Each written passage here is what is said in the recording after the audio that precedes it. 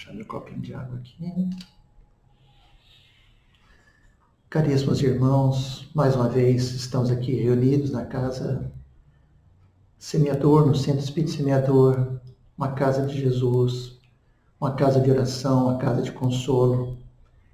E hoje a nossa oração ela é endereçada a todos aqueles que estão passando pelos transtornos derivados dessa grande pandemia, dos que estão enfermos, dos que estão acometidos, por esse vírus, estão nos hospitais, nossos amigos, nossos conhecidos, familiares que estão sendo vitimados por essa pandemia, quando não vitimados pela doença, mas os transtornos que estão sendo acometidos, por esse isolamento, por essa insegurança, por esse medo.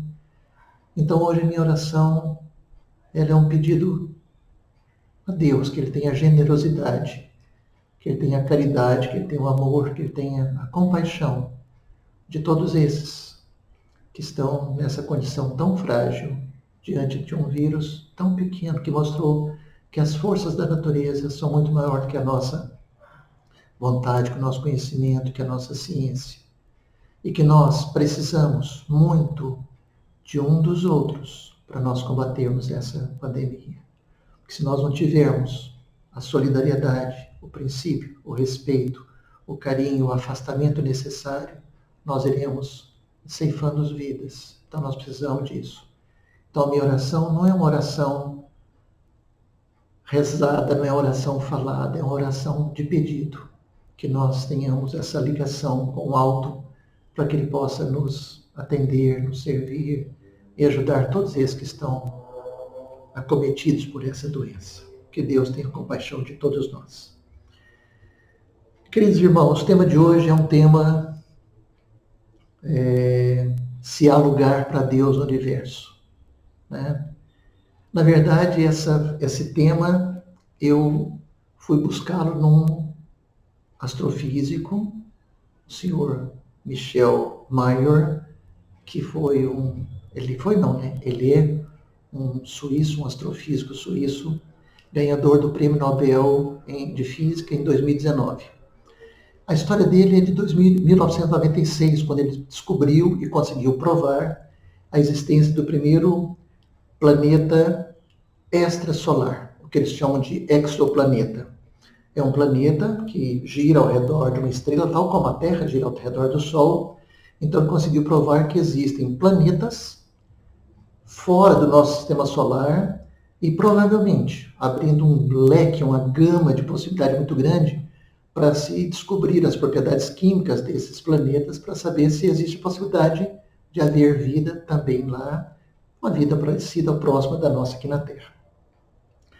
Quando ele foi receber o Prêmio Nobel o ano passado, um repórter fez uma pergunta genial. Falou assim: Senhor Michel, no século XVII, um astrônomo italiano chamado Giordano Bruno fez a mesmíssima afirmação do senhor, de que havia outros sistemas planetários, outros sistemas solares, fora da nossa, vamos dizer assim, do nosso sistema, e que eles eram outros tantos bilhões, e que, portanto, poderia haver vida lá também.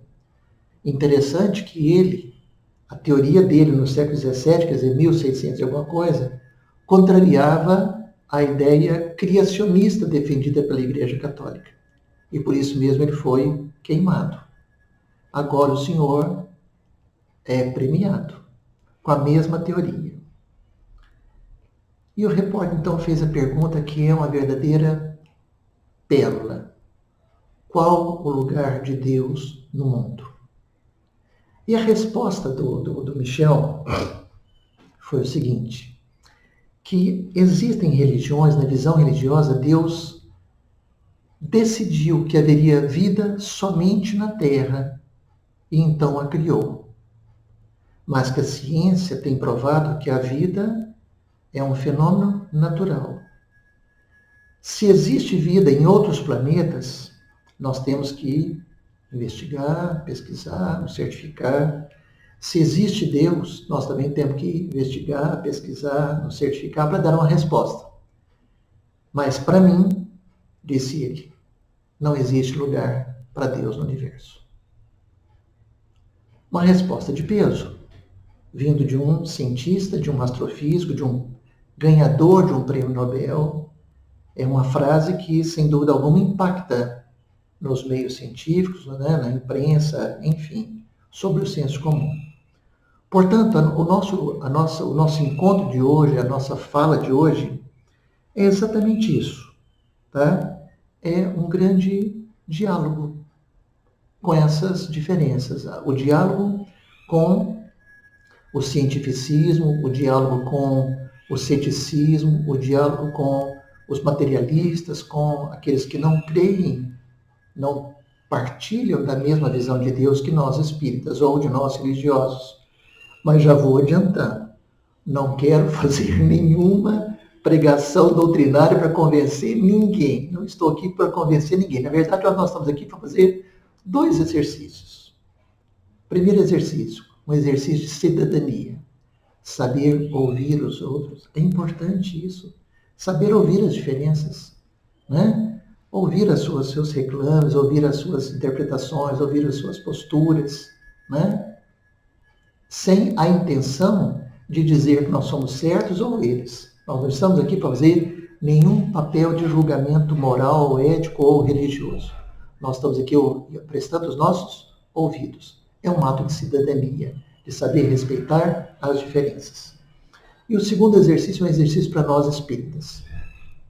Um exercício para nós nos certificarmos se, com esses diálogos, com essas diferenças, com essas opiniões tão díspares, se a nossa fé ela é robusta a ponto de poder o quê? Dar explicações, dar justificativas, se ela é sólida o suficiente para poder contra-argumentar com isso. Ou se ela ainda é uma fé tímida, né? Uma fé ainda que se baseia, tem um alicerce, vamos dizer assim, fraco, e ela pode desmoronar. Portanto, nós vamos fazer isso, nós vamos discutir esses 2 princípios, essas 2 atitudes. Porque se nós tomarmos como princípio a razão, o princípio racionalista, o princípio cientificista, né? A ciência como nós a conhecemos hoje, com o empirismo, né? Com as suas várias experiências, com a repetição, com o início de uma tese, tudo isso vem do século XVII. E alguns de nós já passou apertado com esses nomes. Isaac Newton na física, John Boyle na química, René Descartes na matemática, tal dos gráficos cartesianos, né? John Locke na filosofia. Desses, lá do século XVII, muitos de nós já reprovou de ano por causa desses nomes. Certamente são nomes conhecidos nossos. Mas desde que esses grandes intelectuais, grandes filósofos do século XVII deram, vamos dizer assim, né, uma capacitação à ciência, à razão, a ciência vem se tornando o nosso norte condutor, nosso guia, né? Parece que uma bússola para orientar todas as nossas decisões. São decisões racionais, né? E ela ocupou tanto espaço, um espaço tão importante nas nossas vidas, que hoje cientistas, biólogos estudam com minúcias micro-organismos das suas importância para a ecossistência, para o equilíbrio planetário, né? A importância também das emissões de gases, o efeito estufa, para saber qual o impacto de tudo isso, dos micros ao macro, atitudes sobre o impacto das nossas vidas.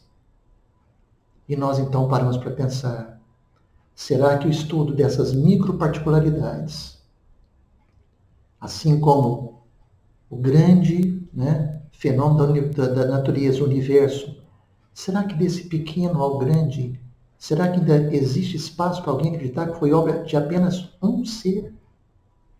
Que Deus foi o criador daquele pequeno organismo ao macro? Quando nós apontamos os telescópios para o universo, as lentes dos grandes como Hubble, a sonda Galileu, Voyager, E eles então buscam captar os sons do universo, as imagens, as vibrações, as energias. E nós olhamos assim, e a gente observa que tudo isso está num grande equilíbrio, uma grande lei natural em equilíbrio. A gente fala, será que Deus também foi o criador de todas essas leis que colocam o universo em equilíbrio? Ou, no campo jurídico, sociólogos, juristas, advogados, cientistas, feministas, tantas organizações ambientalistas brigando para que sejam escritas como a Carta da Terra, a Declaração do Direito Universal do Homem, para que nós tenhamos leis que sejam adaptáveis aos nossos tempos. Será que no mundo jurídico todo existe também um espaço para que haja leis morais, condutas morais de Deus? São muitas perguntas, são muitos questionamentos, são muitas inquietações. Ou será que eu estou sendo cético demais? Ou será que esse ceticismo também tem a ver com a história do próprio Espiritismo? Século XIX, década de 1850. O professor Hippolyte Léon Denisard Rivaio. O nosso conhecido Allan Kardec. Católico de formação, professor, pedagogo, autor de livro didático, autor de livro pedagógico, enfim, uma sumidade na educação.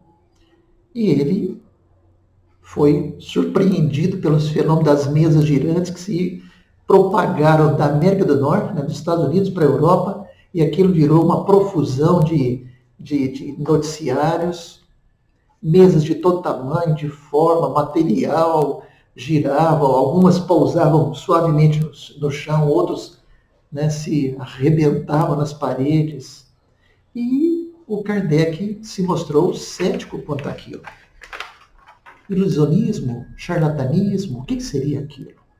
Para ser ilusionismo ou charlatanismo, obviamente que deveria ser conduzido esses fenômenos, essas reuniões das mesas girantes, em casas ou em ambientes de charlatães, pessoas que cobravam ingresso, pessoas que sabiam fazer truques de levitação, essas coisas todas.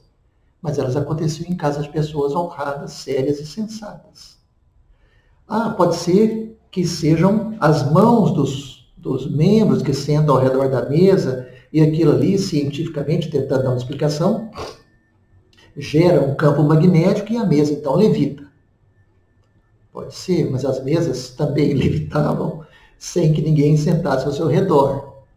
Senão, os próprios componentes da mesa teriam que levitar também. Um senhor, amigo do Rivaio, eu vou chamar de Rivaio por enquanto até ele virar Kardec, que era o senhor Fortier, falou assim, Rivaio, elas falam, perguntadas elas respondem. Teve uma mesa que, através do toque dos pés das mesas no chão, através das batidas, fez lindas composições literárias e uma chegou a ditar composição musical. Ao que o Rivaio, então, fez a seguinte declaração. Só acreditarei no dia que me provarem que mesas possuem cérebro para pensar e nervos para sentir. Ou seja, permaneceu com seu ceticismo. Até que em 1855, ele vai assistir a primeira manifestação das mesas girantes da Casa de Plena Maison, e lá as mesas fizeram o ritual delas. E era interessante porque as pessoas faziam perguntas para a mesa assim, de alto som. Tinha outros que cochichavam no ouvido das outras e faziam perguntas sussurrando para ver se as mesas ouviam. E as mesas davam as respostas para quem fazia em alto som, em sussurro, enfim. E as mesas deram o show delas, levantaram, levitaram, enfim, pausaram, até que, no final dessa reunião, por uma das mesas foi feita toda uma mensagem longa, e afinal ela colocou em uma sentença. Aceitai. Aceitai o quê? Aceitar que havia, naquele momento, estabelecido uma comunicação entre o mundo intangível, invisível, e o mundo tangível. Mas ainda estava por saber o que estava por trás daquelas mesas. A sentença foi muito clara. Aceitai. Rivaio, logicamente, Não aceitou. Como que ele vai aceitar? A primeira sessão dele, ele vai lá e já aceita? Não aceitou. E aquilo ficou na cabeça dele, né? E aí começou, os planetas giram, né? Os astros giram, os satélites giram, as ideias giram, as ideias de Rivaio giravam e as mesas continuavam girando também. Até que ele volta em outras sessões e percebe uma manifestação pela bico de pena, né, da prancheta, e ali ele começou a perceber as primeiras manifestações psicográficas, né? Colocava-se uma caneta, naquela época era caneta tinteiro, colocava a caneta, colocava a prancheta. O médium, não tinha o nome de médium ainda, mas a pessoa colocava a mão sobre a prancheta e a prancheta ia escrevendo sem o menor controle da pessoa, né? E o Kardec fez a seguinte observação, que aquilo que para muitos era, né, um objeto de brincadeira, de ilusionismo ou de charlatanismo, ele tomou aquilo como sendo uma coisa séria. Que havia algo de sério naquelas manifestações, que ele tomou por ele, pela vontade dele, investigar. Que se havia um fato, deveria haver uma causa. Estava nascendo ali a terceira revelação. Estava nascendo ali o princípio da codificação kardecista, espírita. Ainda restava saber o que ou quem estava do outro lado. Ainda haveria um longo caminho para edificar aquilo que nós chamamos, né, de uma filosofia com profunda expressão no meio da ciência, da fé, da religião. Ou seja, o ceticismo está mesmo nas origens, vamos dizer assim, da doutrina espírita. E nós temos esse princípio de aceitar e ouvir, como estou dizendo, nós estamos aqui hoje para ouvir o outro, ouvir, né, as opiniões diversas. E quaisquer que sejam elas, vão ter que testar a nossa sabedoria, a nossa ciência. Porque uma fé, para ela ser verdadeiramente robusta, ela tem que estar de acordo e ter capacidade de responder a qualquer situação em todos os tempos. Pois bem, em 2018, agora recente, foi publicado um livro fenomenal, do qual eu fui convidado para participar de uma mesa de debate, de um escritor, de um historiador, na verdade, ele é PhD em História, ele é um jovem israelense chamado Yuval Noah Harari. O livro se chama 21 lições para o século XXI, é um dos mais lidos do mundo, das maiores publicações, é um best-seller. De fato, o livro é brilhante. Tá? E no capítulo 13, que foi uma das partes que eu fiquei encarregado de estudar,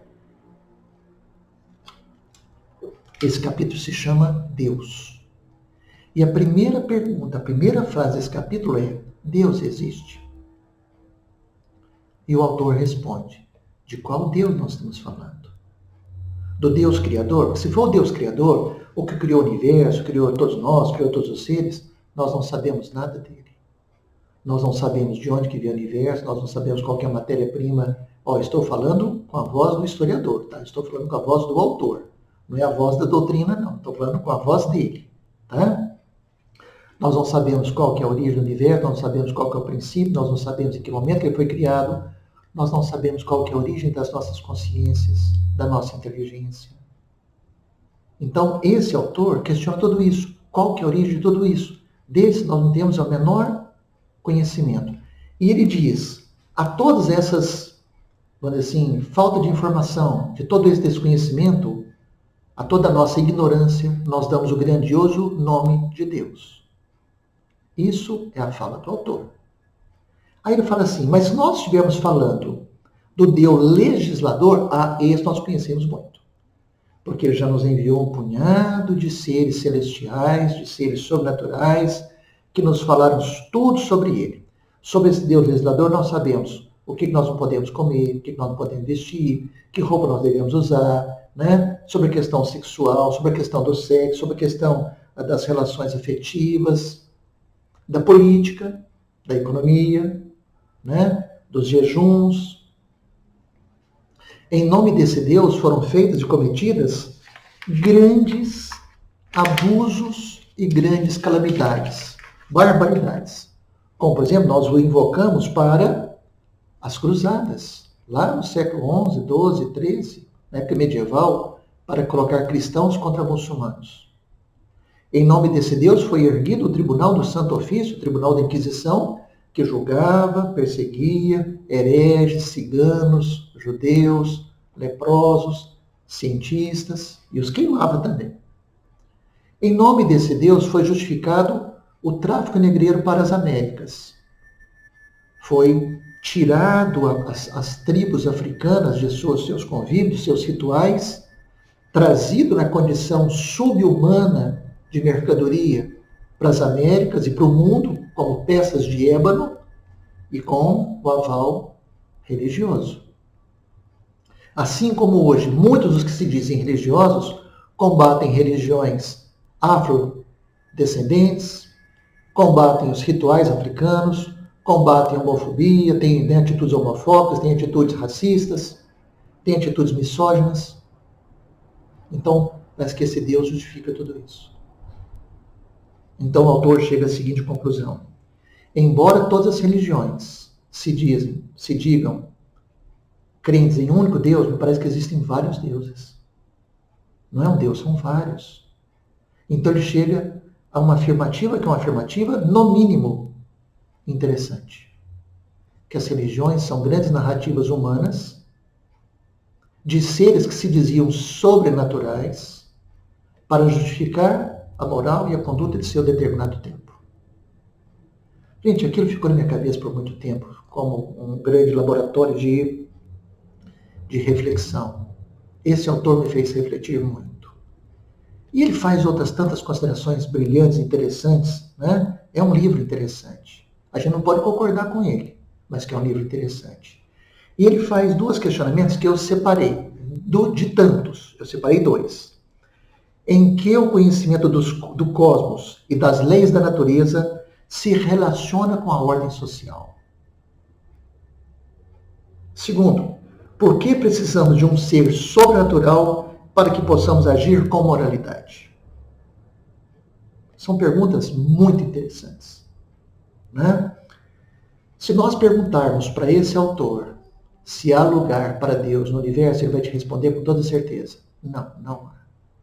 Porque ele crê em outros princípios, que ele chama de secularismo. Na verdade, na ciência, no compromisso, né? na responsabilidade, na liberdade. Esses princípios poderiam criar soluções para as nossas indagações, para a nossa sociedade. Ou seja, nós conseguiríamos, nós mesmos, livre de qualquer livro religioso, chegar a situações de respostas para as nossas indagações. Diante de todos esses questionamentos, eu fui buscar uma chave que poderia me dar a compreensão para tudo isso. Porque quando eu estava lendo esse capítulo, eu estava exatamente buscando respostas para essas indagações.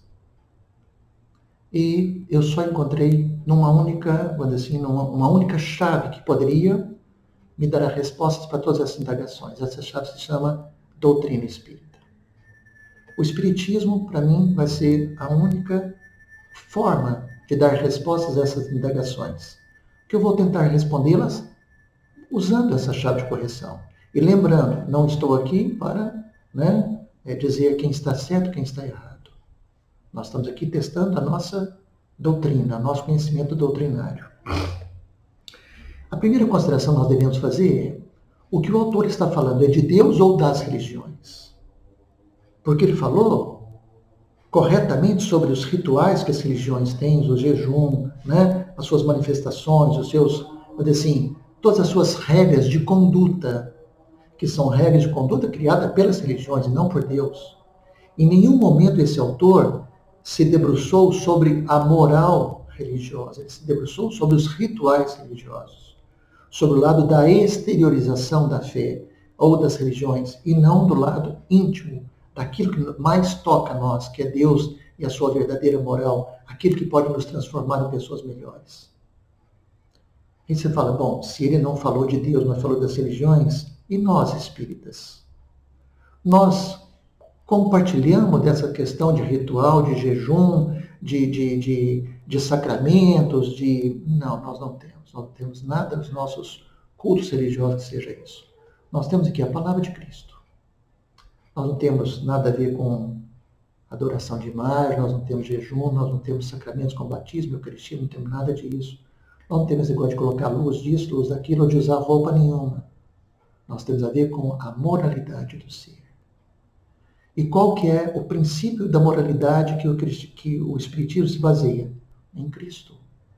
E qual que é o pilar central da doutrina cristã que nós, o Espiritismo, que somos o cristianismo redivivo, nós buscamos? Amar a Deus sobre todas as coisas.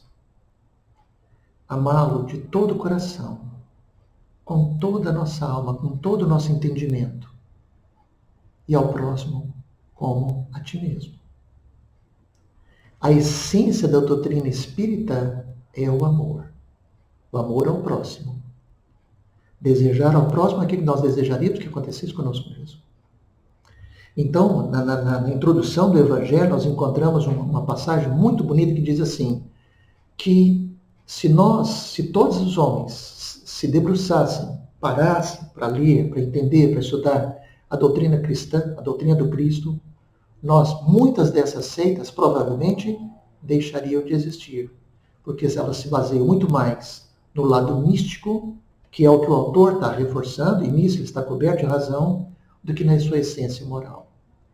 Se todos nós fôssemos buscar a essência moral, certamente que muitas religiões deixariam de existir, e muitas delas poderiam convergir para o verdadeiro cristianismo, porque é lá que nós vamos ter o quê? Uma moral de conduta humana.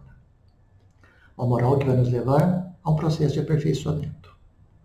Portanto, nós não devemos combater Deus ou descrer de Deus, porque os homens fizeram da palavra de Deus argumentos em benefício próprio das suas próprias religiões. Se fosse assim, se nós fôssemos condenar Deus pelos equívocos históricos que as religiões cometeram e ainda cometem, nós temos então, por exemplo, que condenar o uso terapêutico da radioterapia. Porque o uso de material, vamos dizer assim, radioativo, também se produz bombas atômicas.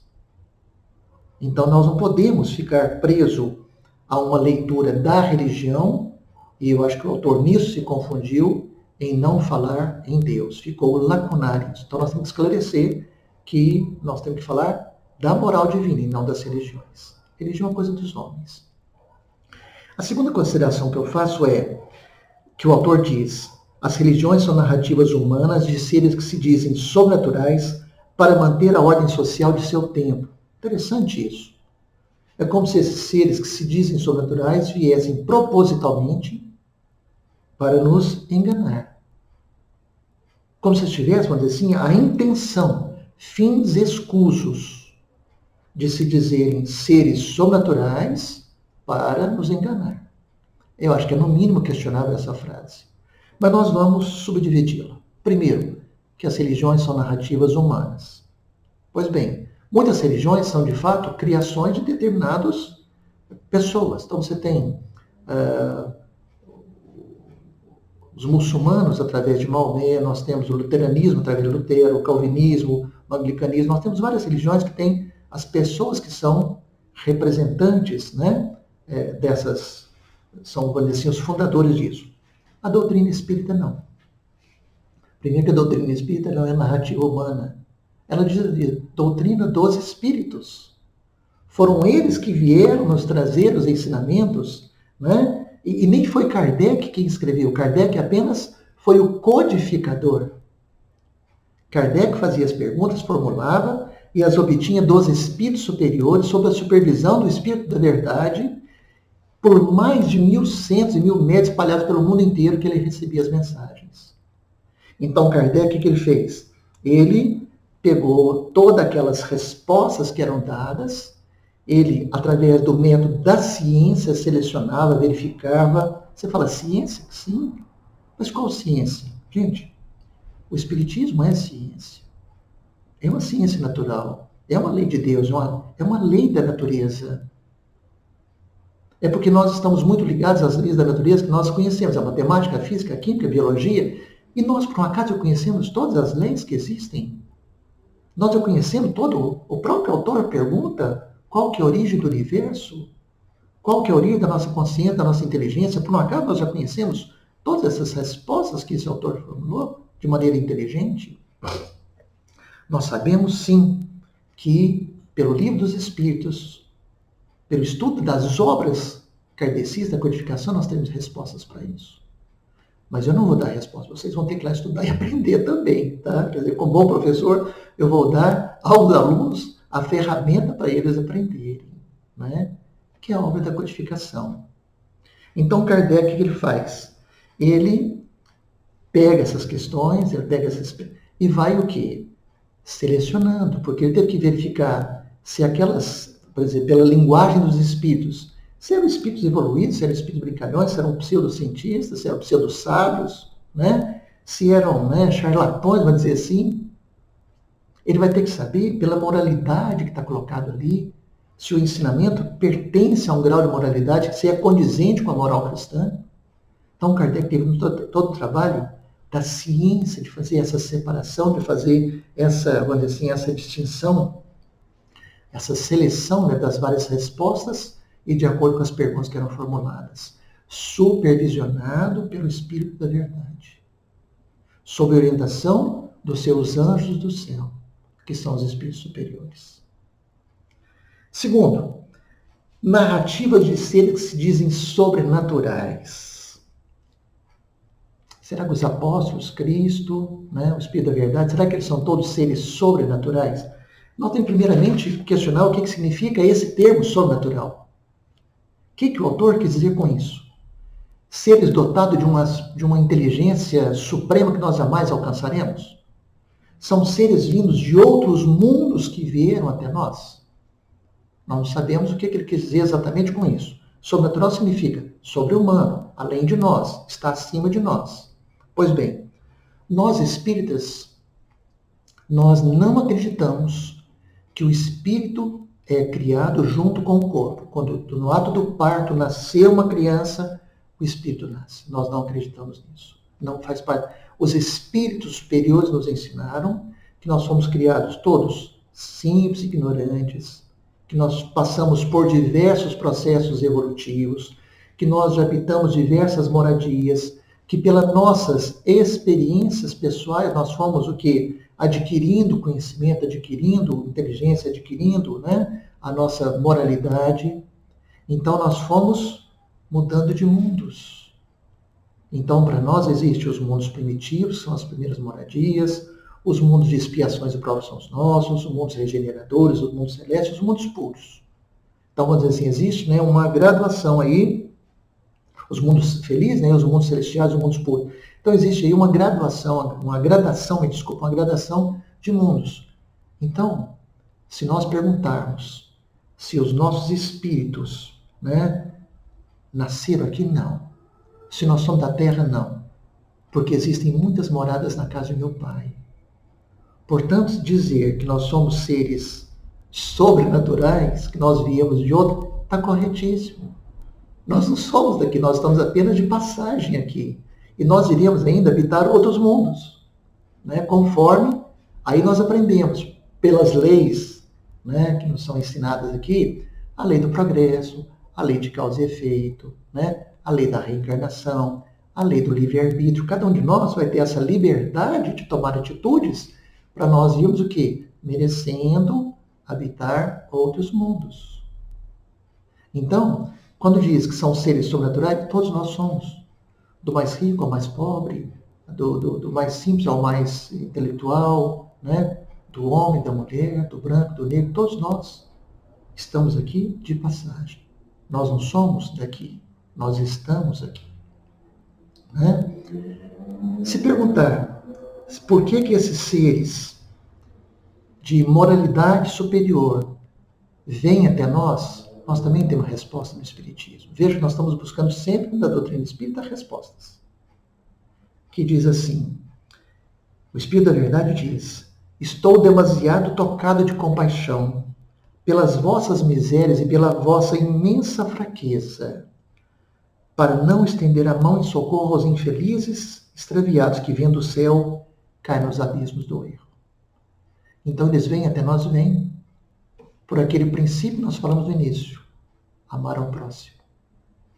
Eles têm amor por nós, tomam a nós como seus, vamos dizer assim, como seus protegidos. Né? Esse planeta é dirigido por Jesus. Então eles vêm até nós. Como que?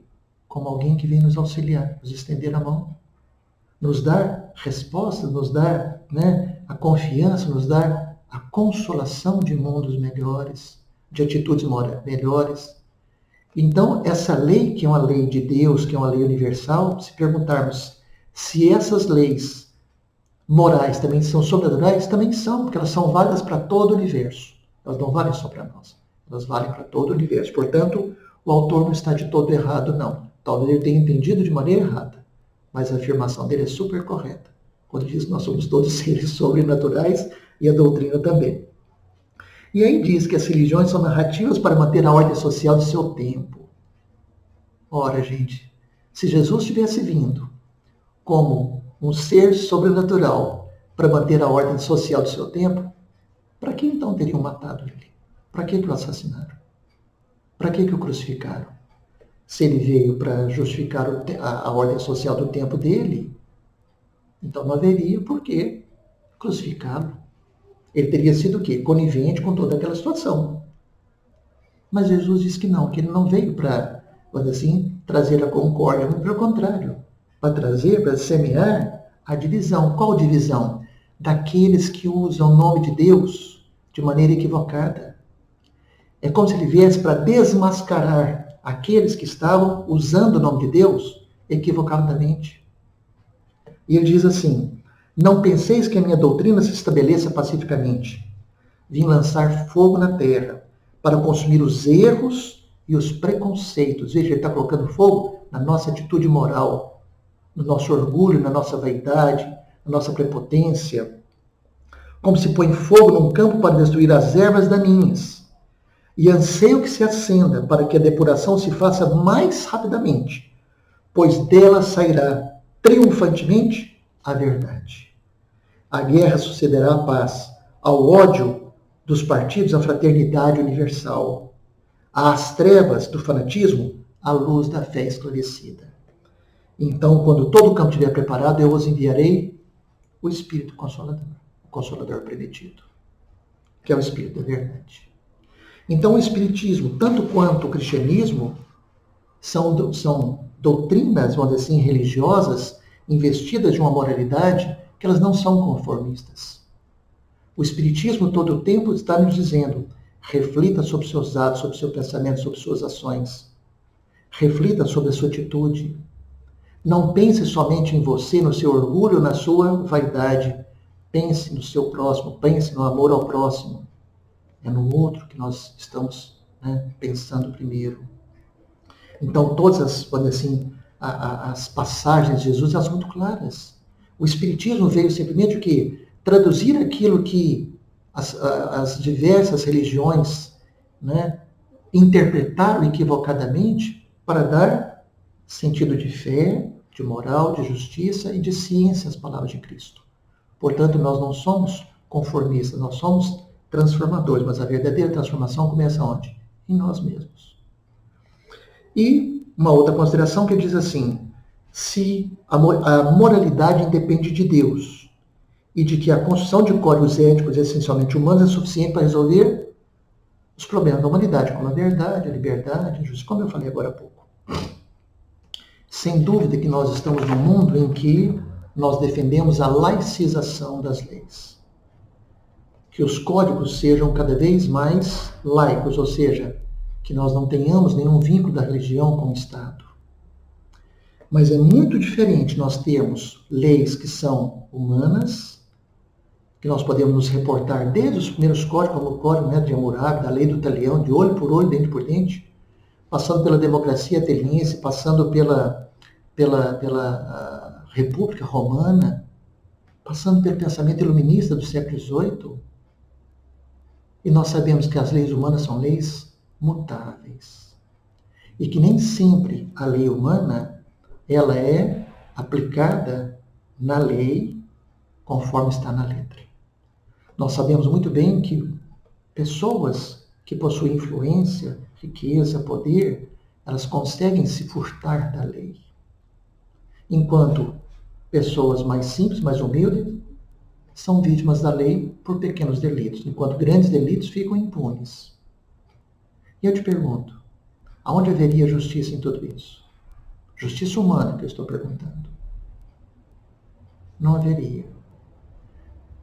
Para quem crê em Deus, e Deus é bondade, justiça, amor, nós sabemos que nenhum delito que nós tenhamos cometido contra o próximo ficará sem a devida justiça divina atuar sobre ele. Pode não ser nessa vida, será em outra. Se fôssemos pensar somente na justiça, vamos dizer assim, dos homens, ou nessa vida espiritual que nós temos, única, como os muito pensam que essas leis, como é que nós poderíamos, por exemplo, pensar numa justiça até mesmo divina, se alguns nascem com tanto problema de saúde e outros nascem com a saúde perfeita? Uns nascem ricos, outros pobres. Um nasce com tanta abundância e outros com tanta carência. Então nós sabemos que Deus vai nos oportunizar, até mesmo para nós repararmos os nossos delitos. Seja delito contra Deus, seja delito contra o próximo, que fazer contra o próximo é fazer contra Deus, é fazer contra si mesmo. Então como é que nós faríamos essa observância da lei de Deus, que é uma lei universal? Através da reencarnação, através da habitação em vários mundos, através do retorno à carne para que o espírito possa passar pelas suas provas e as suas expiações, pelo seu aperfeiçoamento. Não é punição, é oportunização, é refazimento. É nós termos a capacidade de entender que Deus nos ama e Ele nos dá outra oportunidade. Então aí nós podemos fazer essa analogia. Será que as leis humanas de fato responderiam por todos os problemas que a humanidade precisa? E, por último, a consideração de que, segundo o autor, que o mistério cósmico não nos ajuda em nada na preservação da ordem social. Engana-se, autor. Quanto mais nós olharmos para esse cosmos e nós compreendermos as leis, todas elas, nós saberemos que existe um grande, olha assim, maestro de tudo isso. Que o universo é uma grande orquestra regida pelas leis e que essas leis que regem o mundo cósmico, também as leis que regem o espírito.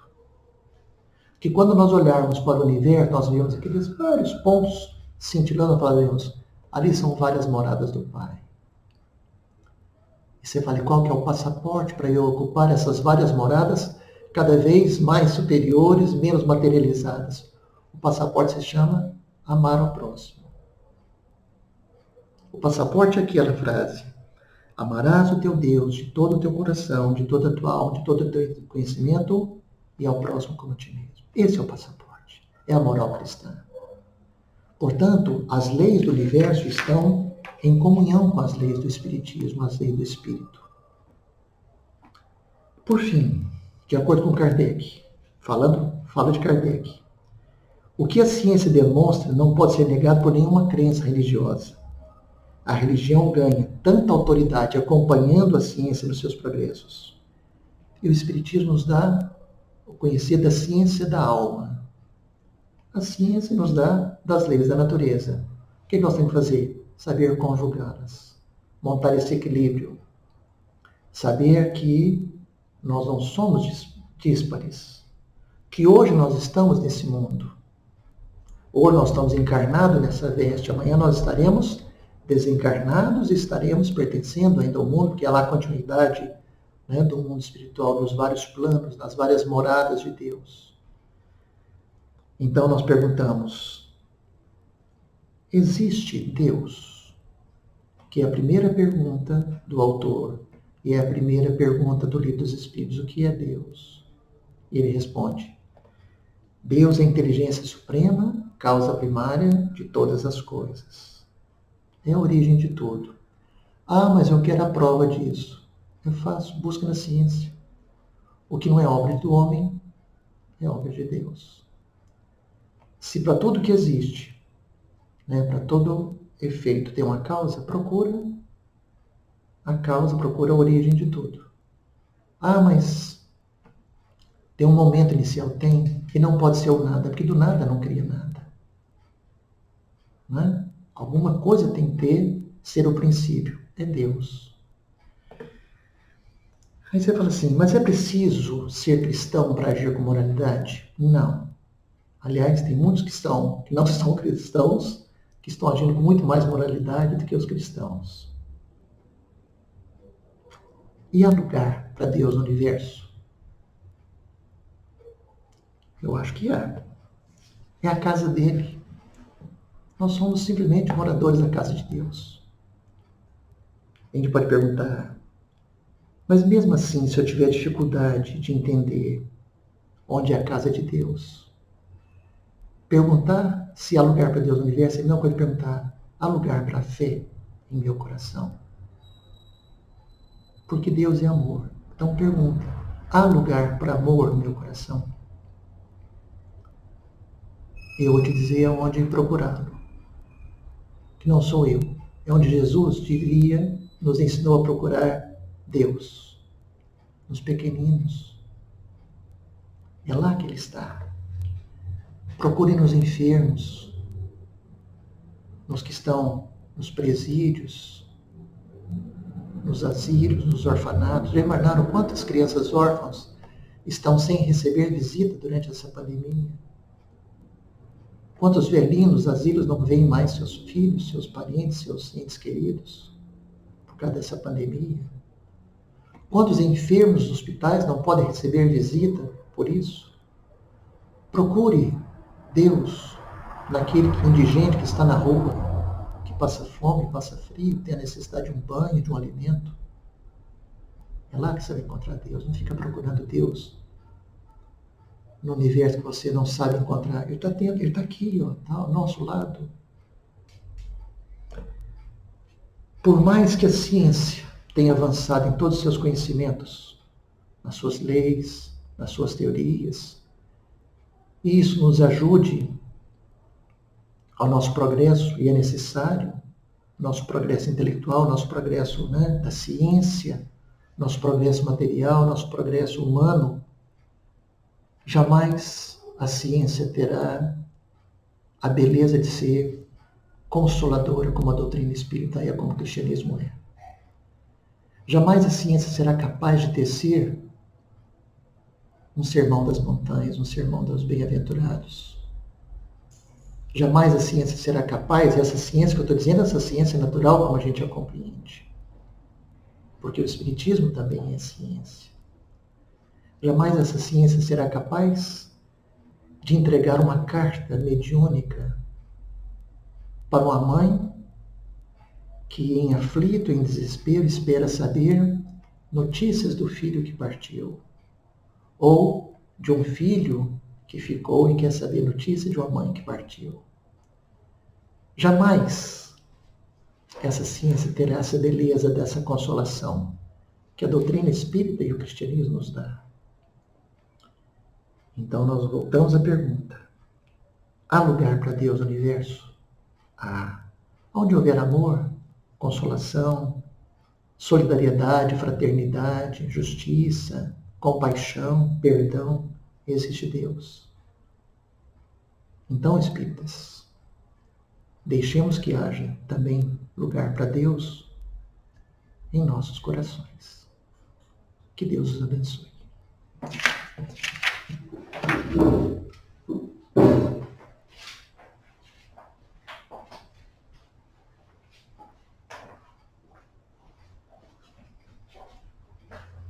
Luiz Ângelo, que Jesus o abençoe.